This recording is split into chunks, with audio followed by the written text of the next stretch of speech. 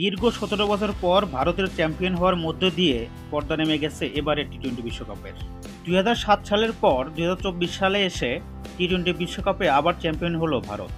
শিরোপা জেতায় বড় অঙ্কের অর্থ ঢুকেছে রোহিত শর্মাদের পকেটে। বিশ্বকাপ শুরুর আগেই বিশ্বকাপের প্রাইজ মানি হিসাবে ১৩২ কোটি টাকার ঘোষণা করেছিল আইসিসি। বিশ্বকাপে অংশগ্রহণ করা সব দলই কিছু অর্থ পেলেও সবচেয়ে বেশি অর্থ ঢুকেছে ভারতের ঝুলিতে। ফাইনালে পটিয়াদের ৭ রানে হারিয়ে বিশ্বকাপ জিতেছে ভারত।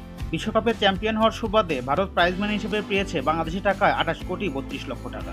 সুপার 8-এর অর্থ যোগ করলে বাংলাদেশ মোট ৩ ম্যাচ জিতে অর্থ পেয়েছে প্রায় ৫ কোটি টাকার বেশি। অন্যদিকে বিশ্বকাপ ট্রফি নেওয়ার জন্য লিওনেল মেসিকে অনুসরণ করলেন সূর্যকুমার যাদব। টিম হোটেল থেকে বিশ্বকাপ ট্রফি নিয়ে হঠাৎ উধাও হয়ে গেছেন তিনি। পরে দেখা যায় সেই বিশ্বকাপ ট্রফি নিয়ে তার স্ত্রীর সাথে হোটেল রুমে ঘুমিয়ে আছেন সূর্যকুমার যাদব। এই ছবিটি সামাজিক যোগাযোগ মাধ্যমে শেয়ার করেছেন সূর্যকুমার যাদবের স্ত্রী নিজেই, যেখানে দেখা যায় টিম হোটেলে স্ত্রীকে নিয়ে একই সঙ্গে ট্রফির সাথে ঘুমাচ্ছেন সূর্যকুমার।